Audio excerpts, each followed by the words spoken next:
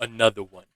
What up, y'all? Welcome back to the YouTube page. I am Director Z, aka Luis Zapatero, and we are going in on my movie reviews. I decided to separate this and turn this into a two-parter instead of doing Black Mirror and then just jumping into the movies I've seen either this month or a little bit before. But yeah, so now this is part two, and this is my movie reviews. And I was like, I didn't even know you could like do TV shows and review them on here, but now I do.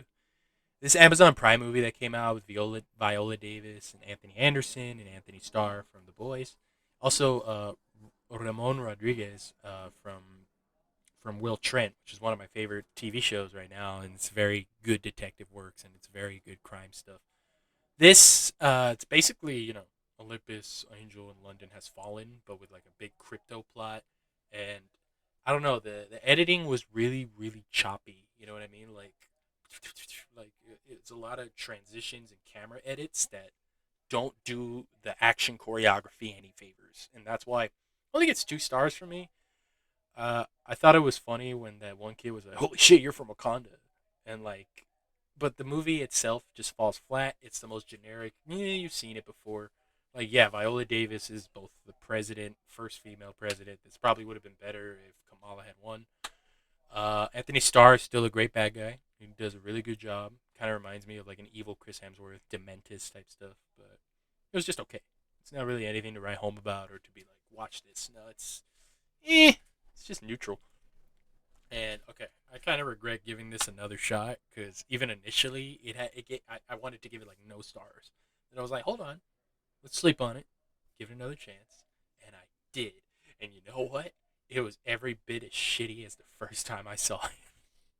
It just made me want to watch the Benicio del Toro one. It is so far off from a Wolfman movie. Lionel or Lay Wannell. What was this? You gave us Underwater. I was looking forward to this.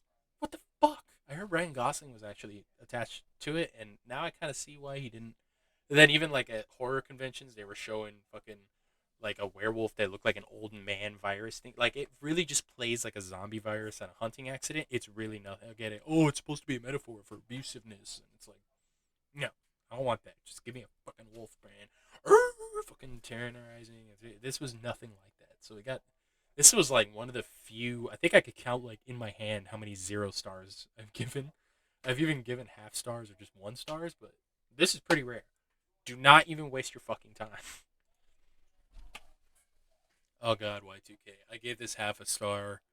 I was like, I like the little chubby kid from Deadpool, and he's in one of the Godzilla versus King Kongs. Fred Durst is in it for some reason. It doesn't really do anything for me. It feels like someone who made this wasn't really even in or born in the 90s. They just wanted to make it like, oh, I want to make a fun, stupid, over the top, like maximum overdrive, but with like all kinds of electrical outlets instead of just vehicles and other technology. It's still dumb. It's really dumb. For 2024, it's just a half star. Okay, so I watched this movie on Shutter that was recommended to me a lot. It's called Yellow Brick Road, and it's about these people, and this really happened in like a Boston or Massachusetts or some kind of fucking city like that, where everyone dropped everything that they owned and just walked to the forest. Went and just dropped all their personal belongings, didn't come back, left all their pets and animals, but they brought all their kids and they just went into the forest and disappeared completely. And that's why I started this 3 star review with not all roads lead to promise in fantasy. Just like the original movie, there was no wizard. And there are no wizards in this forest. Kind of Wicker Man meets The Endless meets The Borderlands, and not the shitty Eli Roth movie that Eli Roth is trying to say, oh, well, COVID didn't really help. No, all the reshoots and all the fucking people not knowing what kind of ideas to have in the movie, that's what made it suffer. Shut the fuck up, Eli Roth. A group goes to look for something they probably shouldn't be looking for. I love found footage horrors like this. It's always crazy.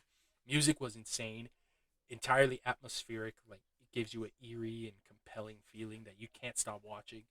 I could not believe that this really happened. Not the actual movie stuff, like, but the actual fucking people that were obsessed with the Wizard of Oz and actually disappeared into the forest. The use of frequencies and music and imagery and illusion were very well done. And like to give you an explanation, most of my letterbox reviews, if it's like a 6.5 or 7 out of 10, it's a 3 point it's a 3 star out of 5 or 3.5, or sometimes it's a 4. 2 stars are like my 6.5s or 2.5 stars are like my 6 point my 6 out of 10s or my 6 out of whatever, and then lower than that is always half stars, no stars, or 1 stars. It'll get more understandable as we progress. Death of a Unicorn. Um, I did not go to theaters to watch this, unfortunately. I should have. I did not expect it to go this way. Even with the trailer, there were so many subverted expectations. I didn't know where it was going. Jenna Ortega and Paul Rudd play an excellent mother and father duo or dynamic. Tia Leone and Will Poulter's fucking deaths in this movie made me laugh. And I love that the rich people got what they deserved in it. And yeah, people are always doing this shit to fucking unicorns. It's like, oh, we need the blood of the unicorn for some form of immortality. It's like, what if something bad happens to the fucking unicorn and it turns into a black warhorse that could tear you the fuck apart? And that's why this movie's awesome. Okay, Black Bag.